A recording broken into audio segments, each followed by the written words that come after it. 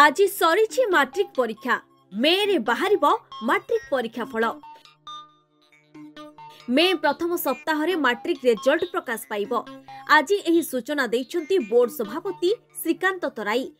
19 तारिख रु 19 तारिख रु भैल्यूएसन आरंभ होबो एवं आम आशा रखीचु जे मे मास प्रथम सप्ताह से टिके कॉन्फिडेंशियल रुहे सेटा आम ठीक रे करी बोली आपन मन को आशा। बोर्ड सभापति कहिछंती मार्च 19 तारिख रु खाता देखा आरंभ हेबो। मे मास प्रथम सप्ताह रे मैट्रिक रिजल्ट बाहरिबो। चलित वर्ष मैट्रिक परीक्षार शेष दिन रे छात्र छात्री माने तृतीय भाषा हिंदी और संस्कृत विषय रे परीक्षा देथिले। फेब्रुआरी 21 तारिख रे मैट्रिक परीक्षा आरंभ होइतिला। मार्च 6 तारिख रे शेष होईछि।